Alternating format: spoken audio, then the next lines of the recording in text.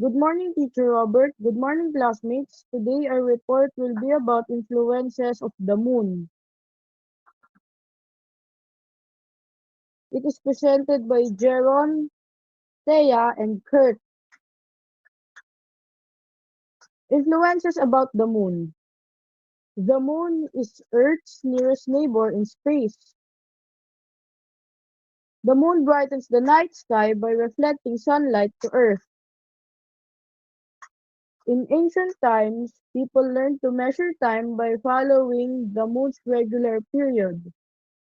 It was based on the approximation of a complete lunar calendar. Now I will be passing the report to Kurt.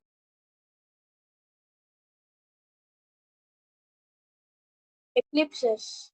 It occurs when an object passes into the shadow of another object. This can happen when Earth, the Moon, and Sun form a straight line in space. Solar eclipse. It happens when the Moon covers the disk of the Sun. Lunar eclipse occurs when the Earth, Moon, and Sun is perfectly aligned. Tides. Periodic rising and falling of the sea level. I will now pass the report to Thea.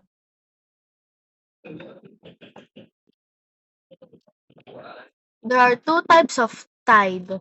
Neap tide occurs when the sun, moon, and earth form a right angle. Spring tide occurs during new moon and full moon when the sun, earth, and the moon are in a straight line. Neil Armstrong, he is the first guy on the moon. He is born in 1930. He is the commander of Apollo 11. On July 20, 1969, he was the first human on the moon. Thank you.